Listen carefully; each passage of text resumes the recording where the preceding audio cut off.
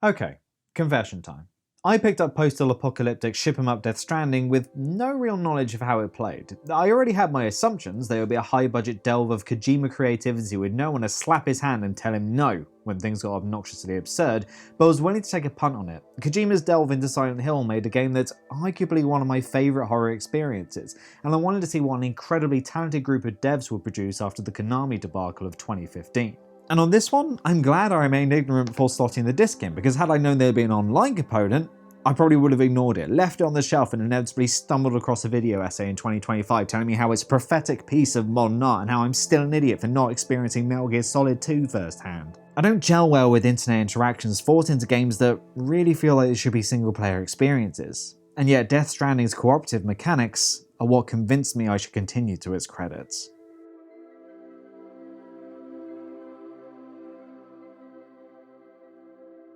Death Stranding sees durable deliverymen sand-ported bridges shift the average board game YouTuber's Essen haul across a ravaged USA in a bid to get supplies to folks who've cut themselves off from the rest of the world and bring them back into a community that will hopefully kick off a cycle of aid that will rebuild a fallen country. It also features a lot of paranormal things, which I'm not gonna get into here. I mean, they're fine, it's just I feel like we're delving into very spoilery territory here. We'll just focus on footage from Chapter 2, so don't worry about that.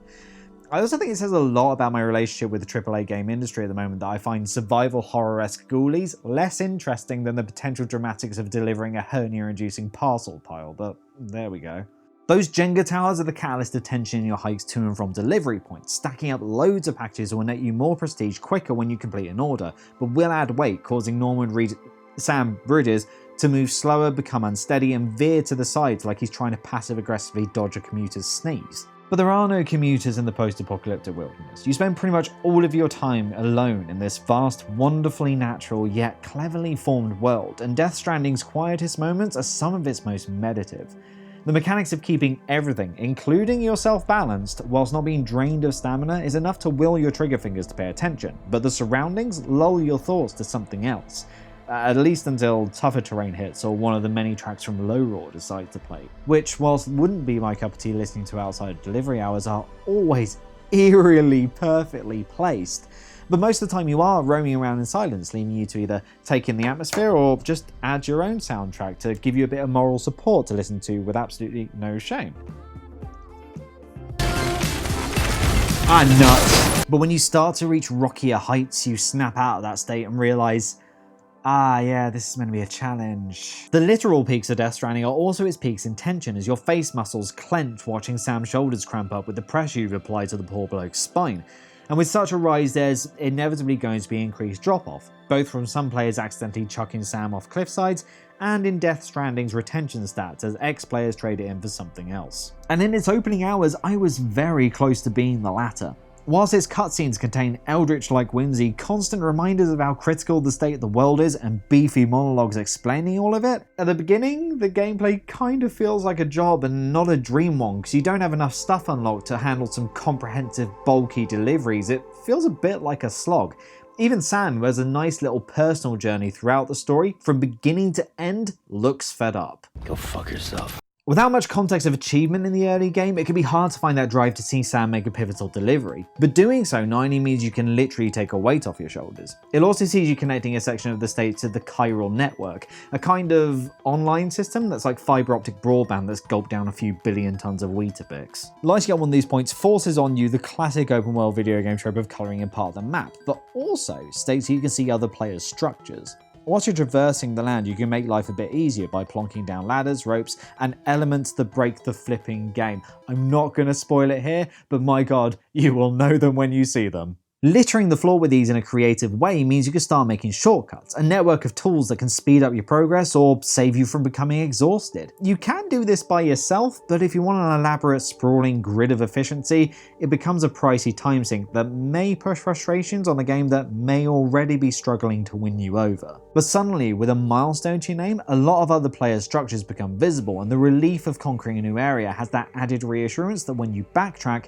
it's gonna be a lot easier, as well as having that nice feeling that, hey, maybe that rope you hang back there will help someone else. It also makes character names like Die Hardman infinitely more conceivable in a world where you've used a ladder first constructed by Ice Samba to Smash Mouth.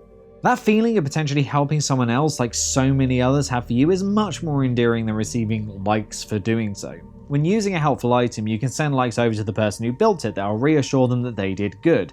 But there comes a point in the game where these just feel like digits and not much else. I don't know. Maybe the writers are making a point about social media. And those little hacks will allow me to see past Death Stranding's flaws and brought the ending in sight. To know that I was going to bring a section in the map that gave me so much grief into an online ecosphere that I can contribute to, that for me was a nice achievement, regardless of unlockable rewards or trophies. And as I started to come to terms with that, it made me start thinking of the message the designers were attempting to convey with Death Stranding. I say attempting because in this regard it does feel to me like a game of two halves. Kojima has stated in interviews that this is his response to Trump and Brexit, a game released in a time where division is rife and unison seems impossible in a myriad of political opinions. And in cutscenes, over so many hours, this point is bashed in with such a heavy hand, so bluntly on the nose, I'm surprised mine isn't just one big nostril at this point. But the gameplay, while not subtle, is a lot more effective in building this idea of creating a community by understanding your achievement will also lift up others. And it does shine, but still it has people turning away from it.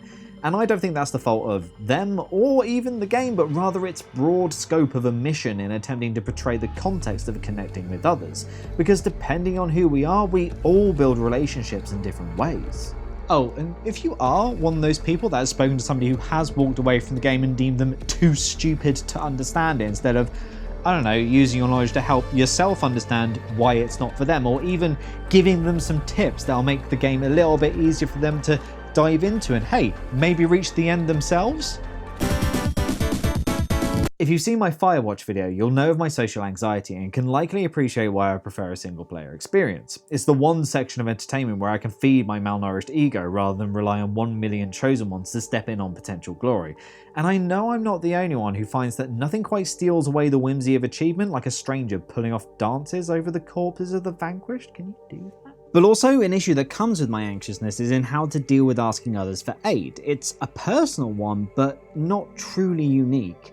As the world evolves, it seems more and more is expected of us to simply get by day to day, and as that mounts up, it's easy to feel stupid for asking for help or even patronizing to have it thrust upon you. For me, this feeling can extend to games. I shut out any online features and stuff that offers cooperative combat, as chipping away at a communal health bar doesn't feel that satisfying when I don't know how well I'm contributing. And if I die, I feel rubbish as everyone else is still having a blast blasting away. This stubbornness of mine was alive and well during the first few hours of the game. I acknowledged other players' contributions, but didn't bother with them, thinking I could do it alone. And I could, but it made the game quite boring and even more repetitive than it already is. It was only when I caved that I found myself having a nice old time. Instead of glorifying the credit of a big boss kill that a lot of games do, Death Stranding was a game of smaller victories bookended by sheer relief, a constant chain of people giving each other a leg up in order to help others as well as themselves.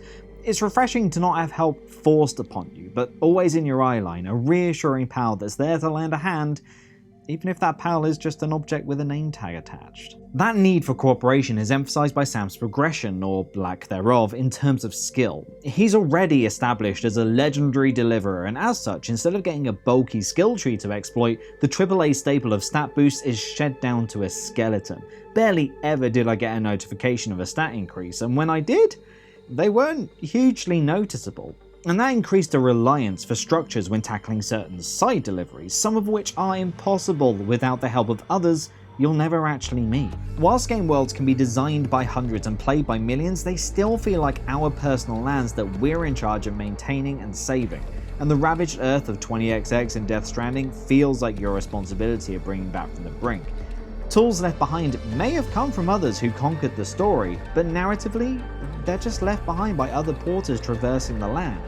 It's a nice half-truth that both endorses that need of aiding others, all the while relishing in the fear and peace that comes with isolation. But again, those mechanics click so well with me because of my personal struggles, as are ones that are meant to pull our protagonist out of his state of personal separation.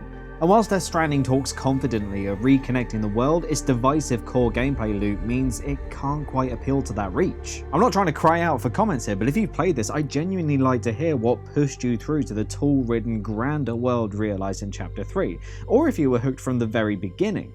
Personally, I think some may also be deterred from Death Stranding not just from its constant plodding along, but perhaps seeing the most helpful folks as nothing but objects feels a bit cold, or don't feel incentivized to help out the game's NPCs, which frankly have about as much character as a vending machine, like the same vending machine. But as it stands, I am so glad Death Stranding exists. A high budget game with a high profile name attached to it, built around saving the world not primarily through combat but assisting each other when we are truly in need of help. As some publishers insist that single player games have gone the way of the N-Gage and always online live services are here to stay, Death Stranding offers a welcoming compromise in respecting the boundaries of both single-player and multiplayer titles, and I'd love to see more games in the future like this. Because if we leave behind those experiences in favour of everything merging into an online world, we'll end up isolating those who may need these kinds of games the most.